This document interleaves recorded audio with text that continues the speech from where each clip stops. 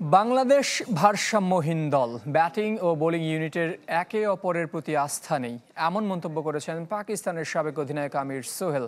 রিশাদ হোসেনের বোলিং অ্যাকশনেও সমস্যা দেখেছেন তিনি। লাহোর থেকে ইকরাম হোসেনের রিপোর্ট। গ্লিটারের টুইন লেমন ও অ্যান্টিব্যাকটেরিয়াল ফর্মুলা বাসনকে চকচকে জীবাণুমুক্ত করে আমাদের দেয় গ্লিটার গ্যারান্টি।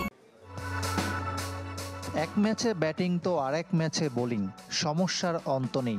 সব মিলে টিম বাংলাদেশ বিপর্যস্ত, বিধ্বস্ত। এই দলটায় কোনো ভারসাম্যই দেখছেন না পাকিস্তানের সাবেক অধিনায়ক ও ধারাভাষ্যকার আমির সোহেল। আস্থার সংকটও চোখে পড়েছে তার। দলের ব্যালেন্স ঠিক নেই, দল হিসেবে আত্মবিশ্বাসী নয়। ব্যাটিং ও বোলিং ইউনিট একে অপরের উপর আস্থা রাখতে পারছে না, সেজন্য চাপ নিয়ে খেলছে। পিএসএলে ভালো করায় রিশাদ হোসেনকে নিয়েছিল অনেক প্রত্যাশা। হতাশ করেছেন বাংলাদেশ লেগ স্পিনার। 3 ম্যাচে দিয়েছেন 55, 50 ও 39 রান।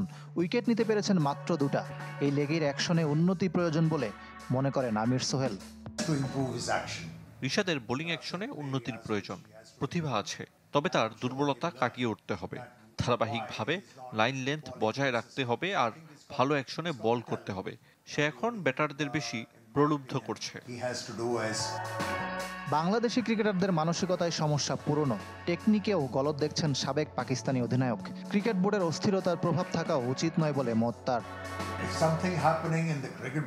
ক্রিকেটারদের টেকনিক ও মানসিকতায় পরিবর্তন আনতে হবে। ক্রিকেট বোর্ডে কি হচ্ছে সেটা তাদের দেখার বিষয় নয়, তাদের হাতে যেটা আছে সেটাতে মনোযোগ দেওয়া উচিত, আর তা হলো দেশের জন্য ভালো খেলা। অনেক বছর ধরে ধারাভাষ্যকার হিসেবে বিপিএল দেখে আসছেন আমির সোহেল।